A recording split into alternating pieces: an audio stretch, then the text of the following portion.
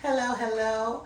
It is Latanya here doing a podcast for Professor Bradley's hip hop and poetry course, relating in how hip hop is actually literature and poetry.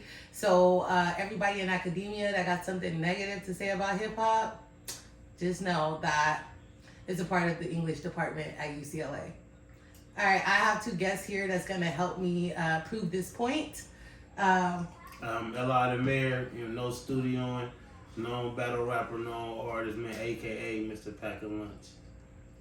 And I'm Lily. I am a literature student, a lover of hip hop, and a student of the School of Hard Knocks. all right. So you guys definitely did a brief introduction about who you are, but can you tell a little about your journey and how you got into hip hop, Li? Well, I got a hip hop when I was a kid. Like I just always liked the rapper. Like that just was my thing. Like I like the rappers like Jada Kiss, like things like that. Like NWA, of course, I'm from Compton, so like all of them was influenced. But we also had a neighborhood group called the Young Hogs. And that's who I grew up watching, and it made me want to rap. But then, I practiced my craft and I got good at it. And it was a long journey. It took me about 15 years to start getting paid. So it's like, you know what I'm saying, when you pick your dream, that's why it's your dream, because it's like, you might not receive no money for a long time. So, you know what I'm saying, so my journey, it took me 15 years to be where I'm at now. So, you know what I'm saying, so the journey is hard, but for me personally, the journey is worth. Okay, so I hear you saying like it took you 15 years to start getting paid. Now, most people will definitely give up because they're like, rent's due, light bill due. But what made you want to just keep at it? Like, how did you know at some point you would be able to make a career out of it where there was a profit along with your, like your dream, Well, because God gave me the vision. It's not for everybody else to see. That's the thing. Sometimes when you got stuff in front of you and you can explain the idea to a person, and they might not think the idea is that good. But you got the vision and the idea for a reason. You know what I'm saying? And as long as I feel like if you got a vision, as long as you pursue the vision, you will accomplish it, because that's why God gave you the vision. That's why some people seem like overnight successes when they're not overnight successes. It's just you was really dissing that dream the whole time. That's not necessarily saying you, but I'm just saying worldly. And then, but they still push you like, I don't care. You get what I'm saying? And, and look at them now. Yeah, I know I wasn't dishing your dream because I didn't know you 15 years ago. Yes, Just kidding. But you get what I mean? No, I get your point. Like, no, that's true. You do have people that be like, oh, you need to just go get a job. Like, it's not working out for you. Like, you have people that do that. And man, 2 years ago, my baby mama was telling me to get a job. Oh man, this is done. Like you don't want to quit this? Hell no. Leave. Bye. I don't care. Well, you see that as a reoccurring motif in hip hop also, because like if you think of the Aston Martin music video, right? Like that's the theme in the video where they're little kids and then they tell them like, you ain't never gonna make it, Ricky. And so it's like that's something reoccurring that I think is shared across different groups that love hip hop, and that's just part of I feel like that's what makes a difference between what is able to penetrate into success and why some people keep it as a pastime. Yeah. Right. Because there's passion for it. Like if you love it, you gonna do it. You know what I'm saying? Ain't nobody gonna knock you off your rock or what you wanna do. And I always want to rap, so it's like you met me rapping. So you think, oh, we got kids now. All right, now it's time to stop. Hell no. Nah, it ain't time to stop. Not especially after you done put that much time in it. It's come on now. I mean, that's hard for the woman too, though, right? Like because as a woman, let's just be honest, right? There's always gonna be a part of us that's just like, the man needs to provide. Right, exactly. But at the same time, though, you knew the job was risky when you took it. That's true. True. That's true. You knew what it was when you signed up. Yeah, that's right. Ain't like, oh, you just started rapping. No, this is what I was doing. Like, this is what I was doing when you met me. I was doing doing okay shows. with it then. You was okay with it then because you felt like I was going to make it. Right. But now that it's taking so long, Too long. you like, Like, how long are you willing to ride on the boat? Like, Yeah. And then as soon as you leave, the boat pull up. And then you never want to do that. Exactly. Like, yeah. You leave, and you done put your blood, sweat, and tears. Right, and you don't want to walk away and let someone else come and reap that magic. Yeah. Like, you. Like, no. That's makes true. me think of that Tyler Perry movie. Exactly. That's what I'm thinking. That's exactly what I was thinking. Yes, and I couldn't remember the name. Yeah. Because that's just how it be. Like because it's like a lot of doors might be shut in my face. You might have seen me do some stuff for free. I said, even though nothing, exposure is always payment, believe it or not. Yeah. Right. That's an exposure is always payment, but to your spouse is free. Right. Because that's their time. Yeah, That's exactly. Yeah. So your spouse is free. If you leave, go somewhere, and you put in some work, and you like, well, I told them I got them, like, don't trip. Yeah. Like, basically, I believe in what they doing as well. Oh, hell no. But the whole time, it works, though, because what if that same person I gave a free interview to or the free, they become a millionaire? Right. And That's it's like, true. I think coming in like from neighborhoods where we're used to doing like barter systems, like I'm gonna do you this favor, Exactly. you're gonna do me another favor, and that's how, like, that's a currency that's been used for a long time. It's gonna work. That's how it's gonna work definitely. out. Exactly. I mean, even this podcast, because I'm like, can you do this podcast? And I know where Li is now in his career, and I'm like, can you do this for me? Because I'm trying to do it for school. And he says, look, I know in the future you're gonna be an attorney. You're gonna be able to do something for me later. Exactly. And that's for real, because I can't pay you. Only thing I can do is make you a meal. And at the same time, too, though, at the same time, I'm not only doing it just for that reason, I'm also doing it because of who I am. Because I know I was a person trying to get on one day. And whatever I was doing, you get what I'm saying? So it's always, see, this the thing. It ain't how good you is. Because you could be the best in the world by it. Believe it or not, I don't care what nobody say. It's not how good you is. It's who you know or who willing to admit they know you.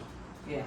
I mean, we definitely feel that, even just being You see that students. with Tekashi 6ix9ine because we know he's not good, and so Good. somebody knew him. Exactly. I'm just saying, like, I just felt like a little shady, so I'm like, let me just take this jab while I can. It's situations. Oh. Like for example, look at it like a Lil Yachty. Yeah. I don't like his music. Not saying shout out to him because I'm not, saying dissing him or nothing like that. But what I'm saying I am is, dissing Tekashi 6ix9ine though, so I want to look directly in the camera. I second that. She knew what it was when she asked me to come to the podcast. I second that. Let's Lily, let's get tell us about how you got into the world of hip hop. Okay, Like what led you to, like in hip hop? Yes. So for folks that don't know, I'm the youngest of three brothers, and there's a big age gap between us. There's like 14, 16, and 18 years between us, right? So I was very much like the baby. It wasn't we were growing up together. They were grown men, basically, by the time I was 5, 6 years old.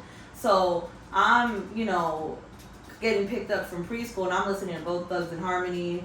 I'm listening to Wu-Tang. I'm listening, these are the sounds I'm hearing every day because my parents split up when I was very early. I couldn't go with my dad, and so I had my brothers filling in and taking that place. And then in 2005, one of my brothers, he got sent away for a life sentence, and a lot of the time when we would send him packages, that was something that was art. That was my way of showing my brother love, right? Like he would ask for like a certain album to listen to music to, and so we would talk about those type of things. And so for me, I also play the piano. I played it for many years, so I love music, and being able to bond through music with my siblings. I just very much and I'm a very opinionated person, as you can see. So for me, with that being the music I like, I get very strong opinions about the artists that either like or I don't. But yeah. No, that's understandable. I think both of you guys have like your love for hip hop definitely started like at a very young age, and I think when you love something from so small, like I think it just lives in you. Like Nothing can take you from. I agree.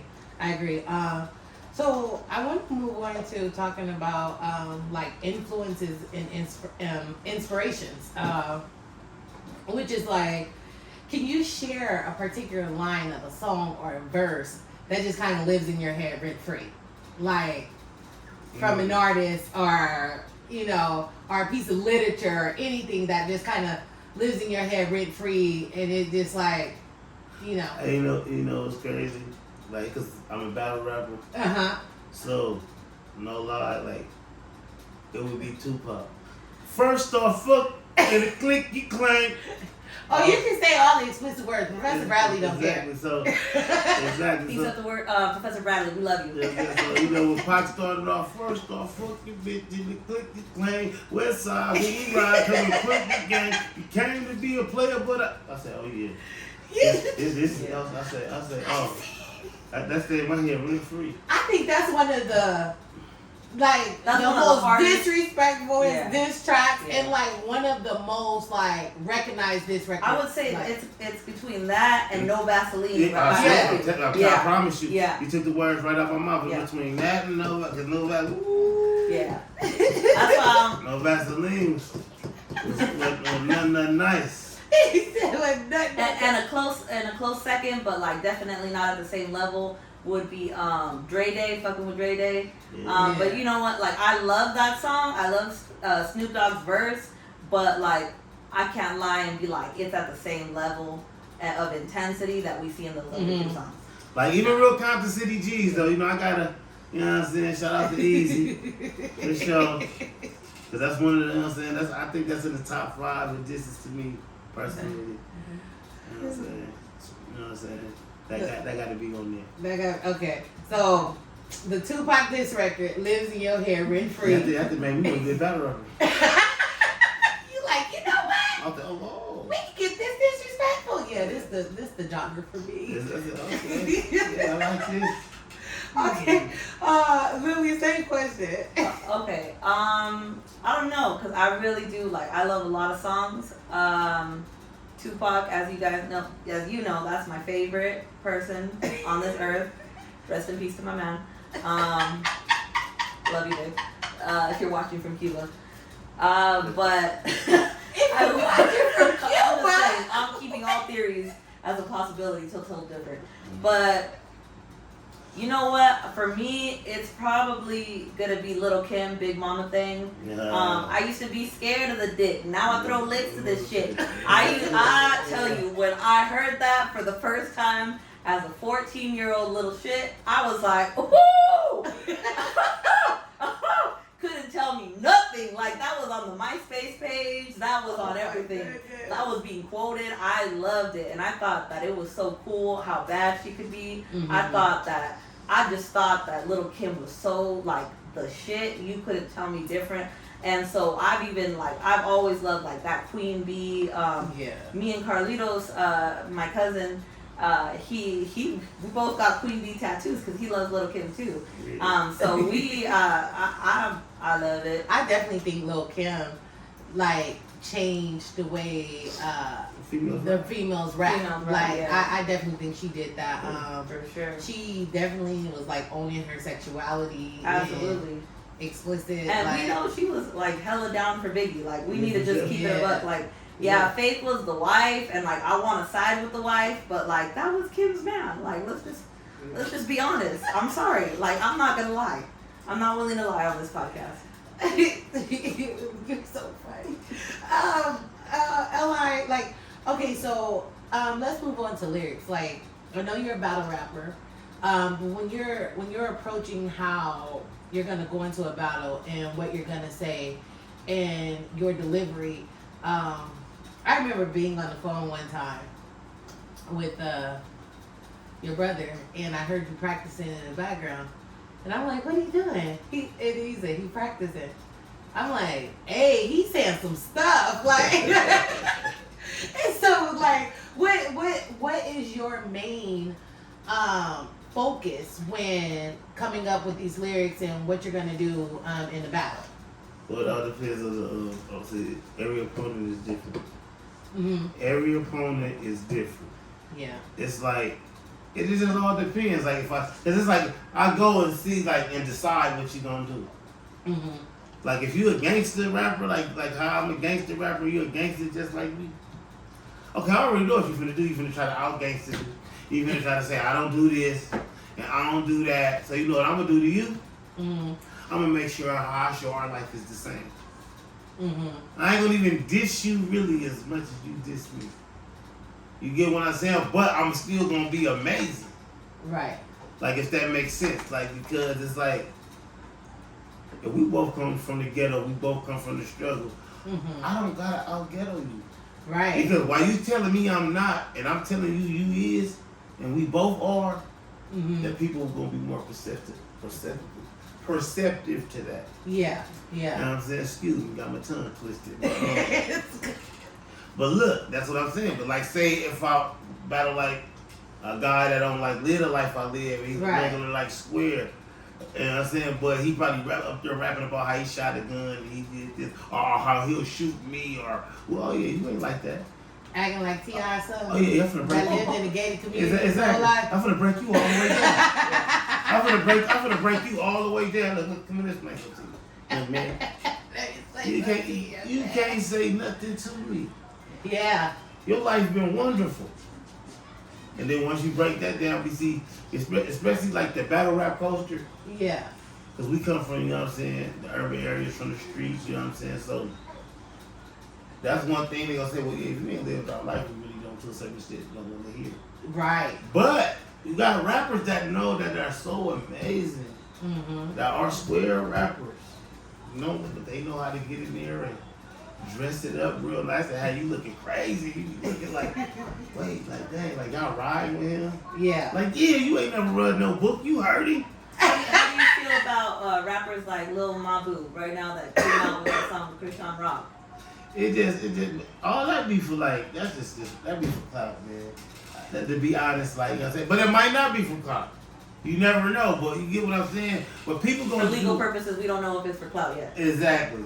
So with that said, you don't know what people will do to get on. Yeah, That's true. that's true. People You get what I'm will, saying? People do whatever to get on and try to stay on.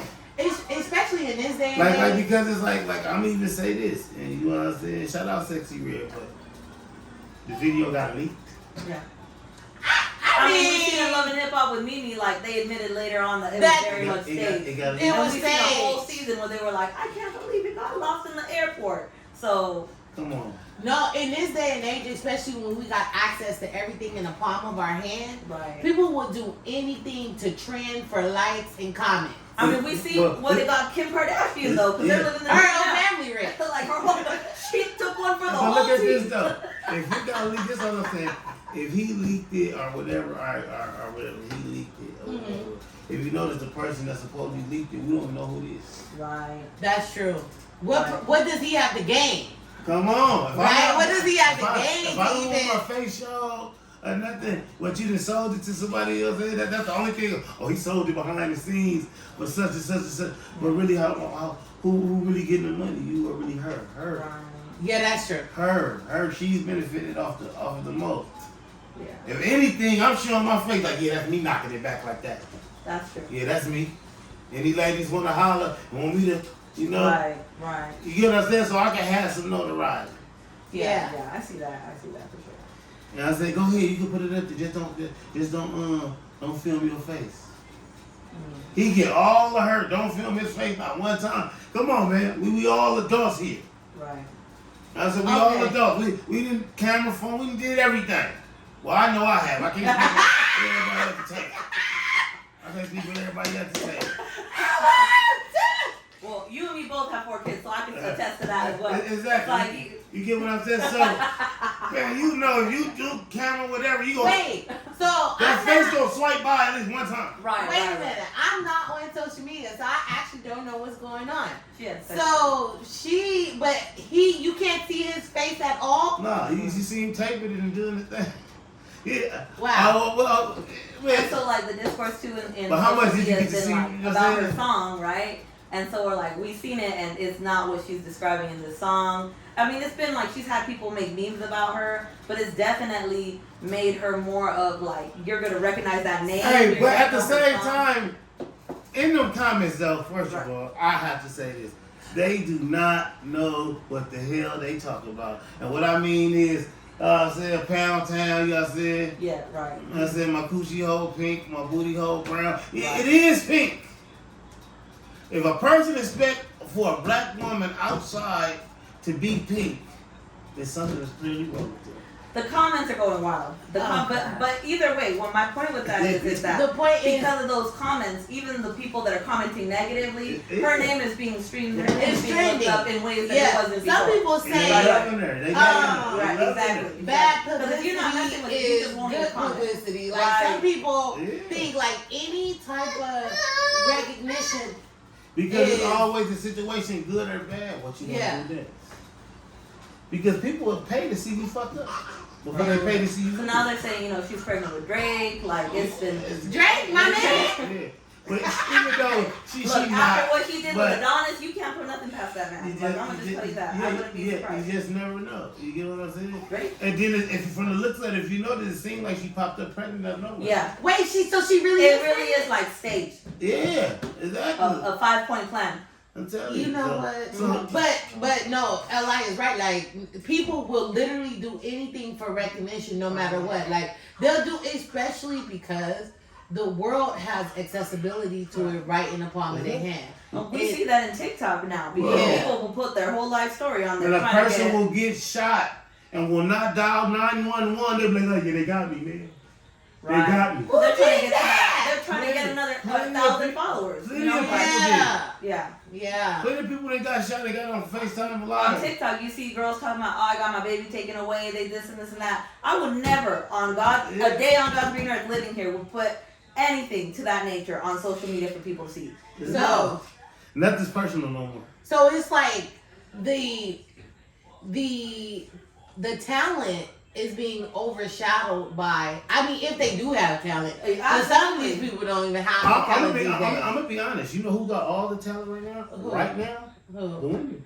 Oh yeah, the Oh, yeah. women in The women hip hop and hip hop right now are dominating. That have all the And it's talent. typically been her a scandals, male-dominated People field. focus more to the flip side. Uh-huh. People will focus on Meg Thee Stallion's scandals in verse to how talented she actually is. Yeah. Because if you listen to some of her freestyles, like they go off, like they're Yeah. wild. No, I actually like Meg Thee Stallion, and I think she's a natural performer. On top of Yes, that, yes, like she performs yes. very well. Yes. Like We love you, Meg, Aquarius Queen. But I'm just saying, like, she is very much opposite because, Jason Lee had an interview, I want to say 2 weeks ago, and he had Blueface and his baby's mom on there, Jada and Alexis, and he decides to just throw out of nowhere, like, yeah, Megan Thee Stallion, gave me head 5 years ago. Like, he didn't say that. So she gets stuck in these, like, where people are throwing stuff on her name.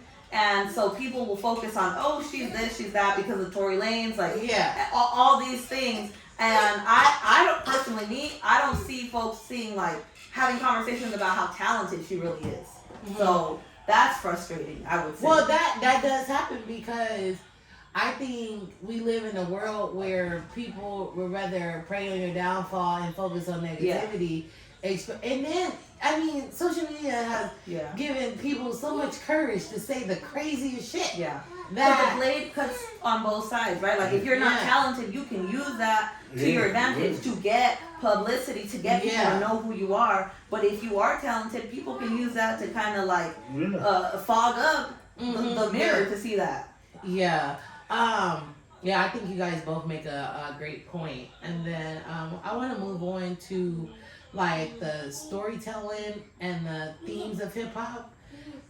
This is where I think hip hop truly connects with literature, right? Because I mean, what are we doing in literature? Like you're an English major, where we're coming up with a theme, we're writing a story, we're telling the story. Yeah. So this is where I think it really connects. So like for me, I remember as a kid, the first time like I've ever like, and I was a young kid, and the first time I really like listened to the lyrics of a rap song, my aunt's babysitting us. She's telling us to go to bed. We're like, oh no, we're not going to bed till you read us a story. Now, we never asked for no story. I mean, we spent a lot of time alone. So, my mom, single mom, she's working. We never had that. We were just giving her a hard time. So she raps Slicks Rick's children's story to us, word from word. And we're like in awe, right? I'm probably about 6 years old. My sister is like 8. It was 5 of us at the time. And I'm like in awe, like, she's rapping a whole song. And we like, is this a real song? And she raps the whole thing. And she's like, good night, turns the light off. Yeah, just like, we just laid down and went to sleep like, she really rapped the story. So I think that was my first moment where I realized like, hey, I like rap. Like my aunt just rapped us the whole song and I like the song. So like for me, that's where I'll be like, okay, it's like that storytelling. And it's like, this is what's happening in our environment when you grow up in poverty, and when you grow up in urban neighborhoods. So it's like, how do that aspect gets for you guys? Like, what have you observed when that narrative is put into the music? It makes you, just me personally, when that narrative put in the music, it makes you feel like basically like, especially if you lived it. Yeah. Especially if you lived it, you feel what I'm saying, you have a different feel of the message. Mm-hmm. Just like if you read a book. Yeah. If you read a book and you experience a lot of things that's in the book, you're gonna like the book a lot more than the book that you ain't experienced things. That's true. So that's why a lot of people gravitate to hip hop. Mm-hmm. You know what I'm saying? Because they talk about doing drugs and mom was probably on drugs or I done had nowhere to stay. Or look at the Jack Harlows. Mm-hmm. Look at the Jack Harlows. You get what I'm saying? He's not rapping about like poverty. Right. Or nothing. You get what I'm saying? He rapping said about first class. you get what I'm saying? But he got a fan base Yeah, he does. that's moving like that. You get what I'm saying? And they following his storytelling. Mm-hmm. So it's just like, that's what I'm saying. It's just not, I want to say, it's just not. And that's like even for the second generation. Yeah, for like exactly. when you come out of the hood, then you have your kids that have a better life. Exactly. They still love hip hop, but they're relating to a different story than what the parents did. Exactly. Mm-hmm. Because it's like, because it's like, what I probably would listen to back then, I'll probably ride around and listen to it as an oldie but goodie. Right. You know what I'm saying? Because right. this music is always embedded in me. But now with some other stuff I'm already listening to now because my mind elevated somewhere else. Mm-hmm. Mm-hmm. It's like I listen to the, you know what I'm saying, to the streets, to the gangster music when I want to feel back at home. Like, man, I remember. Yeah. Like, man, I remember. Mm-hmm. But I also got the genre where I'm listening to Celine Dion or something. Like, yeah. Like, you know what I'm saying? That's one, yeah. Because even R&B is hip hop. Yeah. Yes. So I said, just for the record, before, that's still hip hop. Yeah. You know what I'm saying? R&B is still hip hop. And it cross mix so much. Like, exactly. You see well, it all because the you time. can even look at like blues, you can look at other type of music, and you think of the song "My Mind's Playing Tricks on Me." You hear that song, you can see the blues influence in it. So, like you have like music is so like interconnected, right? Yeah. Exactly. It does. It interplays in everything. I think some of my favorite songs. Look at Nelly. Yeah. I mean, not to cut you off. No, you good. Oh, country, yeah, Tim McGraw. Nelly, Tim McGraw. Yeah, I love that song. You see what I I'm was like, wait a minute. Yes. And then I was super happy when he performed at the Country Music Awards. Yeah. Because you know they ain't inviting no black people there. Exactly. But now But- you Or even what is that new song? Uptown or no, it's Old Take Town, My of course, to the Old Town Road. Yeah. Yeah, that song. You know what I'm saying? Yeah. You can intertwine hip hop and anything. Any genre. Rock and roll, kid rock. Yeah. I think for me, like when I hear a song and their storytelling, that's what makes a difference for me to be like, oh, I'm feeling the song, like, and because they're saying something. Like that's why I was listening to Tekashi 69, right? Because it's like, what are you even talking about? Like the best song he ever came out with was when he finally tried to tell his side as to why he snitched. And even then, it's like taking he's basically just trying to take over Akon's Locked Up. He finally told the damn story. And so really what we're liking and what we're hearing is the beat to Locked Up from Akon. But everything else is trash because he never said nothing. He was just repeating garbage. Like there was nothing. Yeah. I think that is key for me. Like if I feel like I cannot understand what you're saying, or if it sounds like you did too many drugs before you recorded this song, or if what you're saying makes absolutely no sense. Yeah. I cannot. I'm like I don't know that song. I haven't listened to that song. Yeah. Like no. See, like and that's my thing too. Where it's like I grew up and I listened to music where you were the one selling drugs. You weren't really like taking them. Like you know what I mean. So I mean, like you could take them and everything, but you still gotta sound coherent enough for me to trust. Like I'm listening to something that's good. And that's what's crazy. This generation, like they glorify doing drugs. Yeah. Yeah. Like I know. Well, the music I listened to growing up, they was selling drugs. They was selling, and the weed was the drug they was glorifying. Well, then Bone Thugs had that ecstasy song. It was going on for a little bit, right? But then no, but I mean these days you get a whole song. Percocet, Molly Percocet. The whole song. Like the whole song. Yeah. They're just making references when we grow up. Like you have to follow through. What was the purpose of saying this? Like, exactly. You have to go back. Like, what did you just say? Right. Like, I think even for me, like when in the summer I was able to go into a juvenile hall and teach a class, right? And LaTanya knows I have like I said, I love Tupac, right? And I remember in 6th grade in middle school we had a homeroom, right? And every person once a week would have their turn to teach the class or something like that. And I printed out the lyrics to Brenda's Got a Baby, and I was like, we gonna learn about this today, you dumb motherfuckers. Like, you gonna learn something, ignorant asses. And I remember the teacher swooping in and being like, oh, Lily, like, I think this is going over their heads. Like, this is not it. Like, this is not gonna work. These are some 11 to 12-year-old babies. Like, I need to call a parent-teacher conference because something's going on at home. But, for me, it was like, that song was so amazing.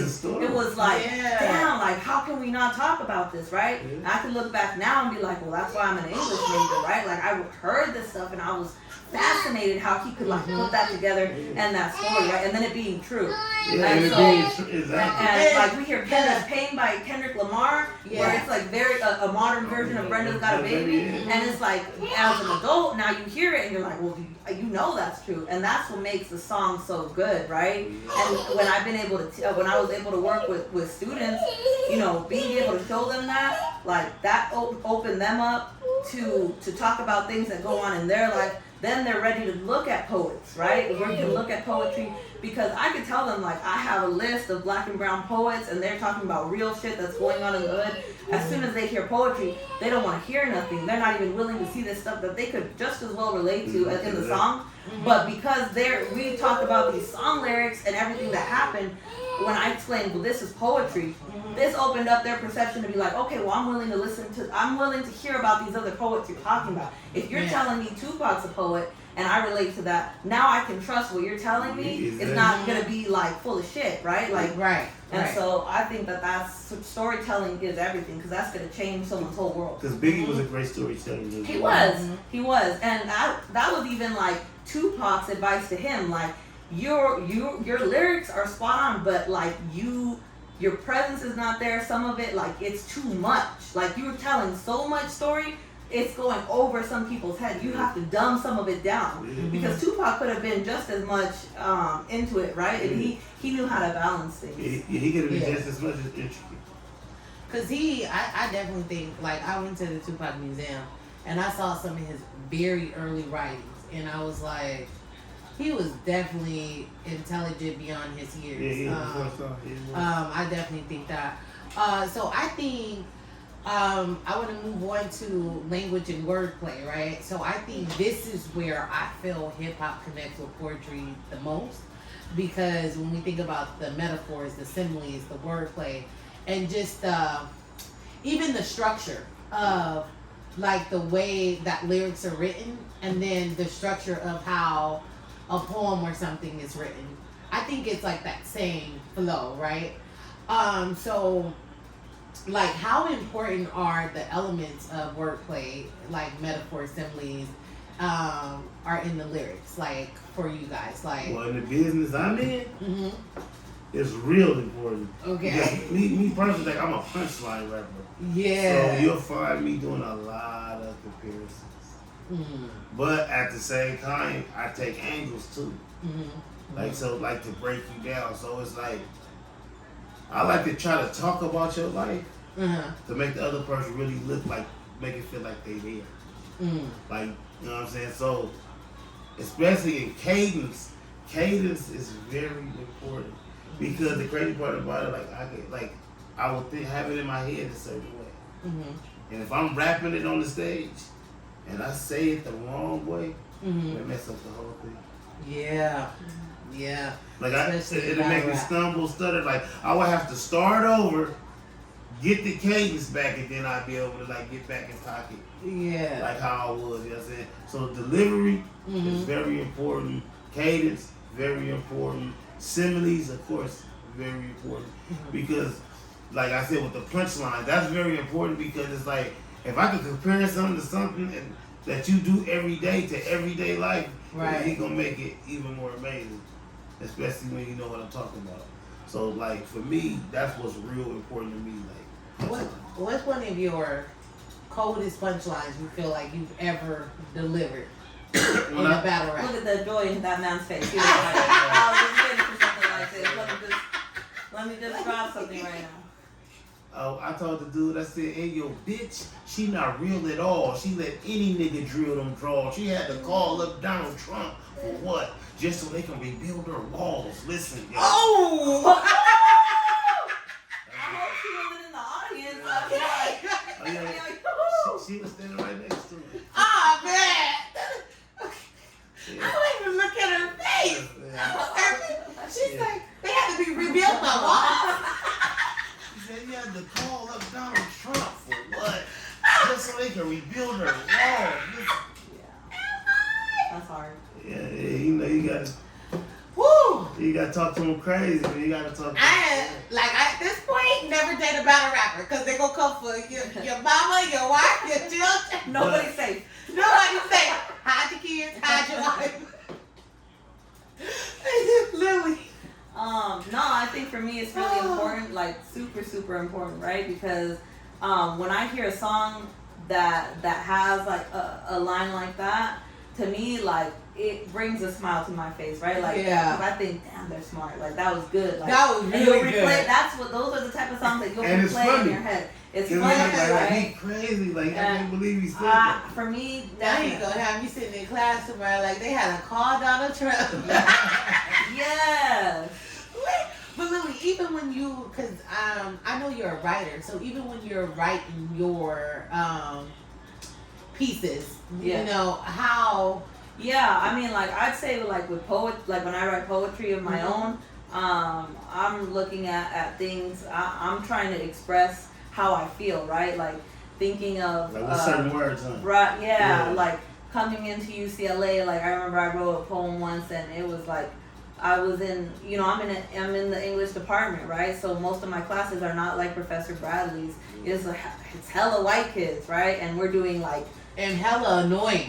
Right, and you know who you Yeah. know. Okay, so Because for me, like, you know, very untraditional, right? I remember I wrote a poem once, and I said something like I'm the oil inside of the water, and like I wish I could I could fit in, but as hard as you mix oil into water, it you Yeah, never it don't mix. It don't and mix. they're both liquids, right? But they will never be. Mix, yeah. And like that, like to me, when I'm reading poetry, when I'm writing poetry, that, like, there's no other way to express that, right? Like, I could tell you the words, but like, if I paint a picture like that, you're really gonna know how uncomfortable I'm feeling in these chairs. Like when I'm walking in campus, like I don't want to be here. Exactly. I would say like that's why I really still appreciate. Like I love like when people ask me about hip hop, I'm gonna tell them like I said, Bone Thugs, Tupac, Nas. Like we think of that type of music, and for way over what's coming out now.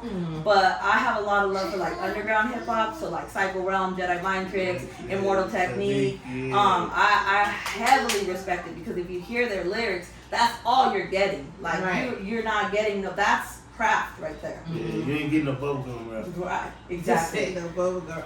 I definitely think hip hop has progressed. I think when it first came out, people would just say anything that rhymed. Like, I did. Look at ODB. Get you, yeah. But they loved it though. But they loved it. Yeah. They come up with Wu-Tang, he say that. Crowd go crazy. Cause look, I read the lyrics to gosh, what is it?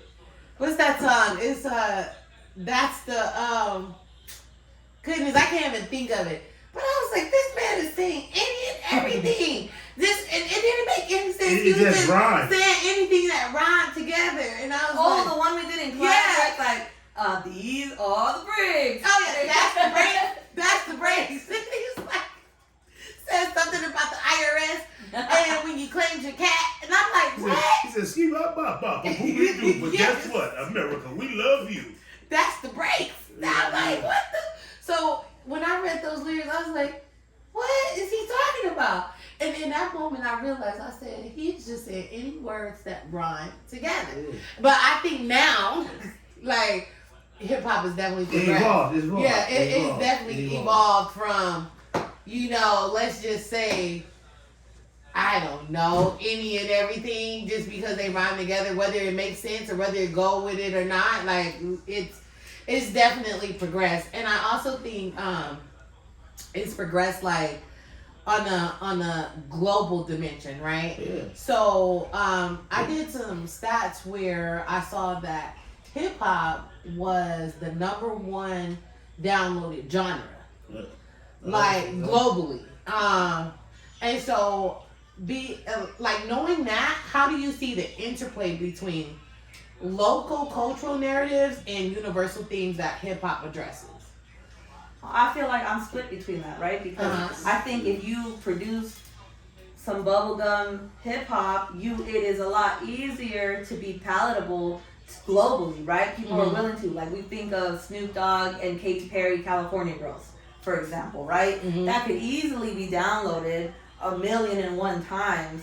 But we're probably not gonna have She Was Just a Groupie downloaded by the masses, right? Because that's to a very niche audience, right? Like the folks that are gonna rock with it, they're gonna rock with it regardless. And you're gonna rock with California Girls, right? Because we love both. We love you, Katy Perry. But it's not vice versa, right? And exactly. See, we stand on the same thing in the same beliefs that it's not going to be vice versa. So I would just say for that, I second that. Yeah. So I think, and that's and I feel like even when we're talking about globally, right? We could even look at it like. Because we could look at it and say, okay, Nipsey Hussle has been recognized by a lot of different groups. Like you could see some white boys from Newport Beach coming in to the marathon even because that's the aesthetic that they want to go towards. Me too. That's the aesthetic that they're working towards, or they think it's cool, and they whatever have you. But that took a long time, right? Like white boys were not trying to do that many years before that. In that same breath though, we can look at Chicano rap, and that's still like made fun of, like that's still not taken as seriously. That's still seen as very like just ghetto, very like low class, low hanging fruit. But why is it? Because it just hasn't been marketed that way, right? Right. Exactly, because I feel like Mexicanos is one of the biggest supporters of hip hop. I mean, even the game. What is that one song? Oh yeah, what is that song? You know what I'm talking about? I know what song you're talking about. Yes. It's on LAX. Yeah, it's on LAX. It's on LAX. Yeah. That one goes hard, and he's like, "My bitch is crazy, muy pollo loco." Like, yes, and that went hard as fuck. No, but I think you're right. Like as far as like just the different I think when things are still too close to what gangster rap is, it prevents it from being global. Yeah. When we're looking at money, we're looking at cars, we're looking at success, that now has been accepted into mainstream, and so it's welcomed where it comes from. But if you're still talking about stuff from the hood, people don't want to hear that. Yeah, because I think when you think about the history of hip hop, and it's always viewed with a negative connotation, right? Like always, like no matter what, they view it like as, oh, this is bad for the society, or this is bad for the society, or this is a bad influence. But you know why I never kid. understood that? I never understood that because it's just real life. Right. Yeah. But a lot of people do not like to hear about real life. They don't want to hear the truth, right? Because see, what I look at when I see that, right? You don't want to hear how y'all criminalize poverty. Right, exactly. Like, you don't want to hear about that. And see, my thing is like kind of putting poor Kyle from Newport, because I'm going to keep using him as an example. We don't even know him, but like Kyle from Newport, some stuff that's in gangster music, like that's cool to them. They want to feel like they're badass, right? Like they want to shoot a gun. They want to hear about stuff like that. But they don't want to hear about my mom was a single mom and she didn't want to get up from bed sometimes and take me to school. So I walked by myself, and that's how a gang recruited me. Right. That's there's a big disconnect, right? They don't want to hear about how they lead people, and when I say they, I mean our city officials, our government officials, our mayors, like they leave you in a bad situation where people are left to like you said, your mom being a single parent, and so boom, you're recruited. Or like for us, like I said, we spend a lot of time alone because my mom was working 2 jobs trying to take care of us. So when certain things happen, it's like, help us be better and not leave us here. It makes me always think about the LA riots, right? Where the police put up a human barricade so nobody can access Beverly Hills, but they let South Central LA get just torn, and I mean they stood there and watched it just go to the flames, and I'm like, because of money. But then at the same time too, it's like I support that, like that going up into flames, because the reality was that like black and brown folks weren't owning those buildings, right? Like it's white folks that own those buildings, and then they outsource them. They have black and brown workers. They're losing their money. You see what I'm saying? Like, no, but Beverly Hills is more of they weren't gonna let that happen because people are living there too. That's the difference. I think. No, people are no, but it doesn't matter if you were here and all the taxpayer dollars pay your salary, and you're supposed to be here to protect and serve. Right. You don't pick and choose to serve one community. Definitely. And that's what my whole point. It's like, no, y'all was like, okay, let them destroy it, whatever. Right. They gotta live here. They won't have no stores. They won't have this. Who gives a shit, right?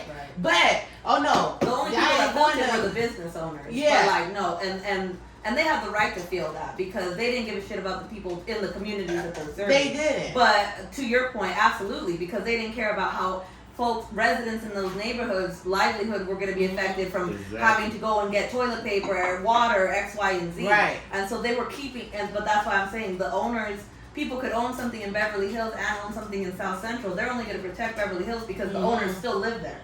Yeah. Right, because of money. I mean, we live in a capitalistic society where I tell people all the time, yes, we definitely have a racial society as well, but capitalism and your social class takes priority over your racial class, right? Especially in the United States. Like that's like a whole fact. Absolutely. So like and I think that when you are exposing that, they want to say, oh, this is not good for the children.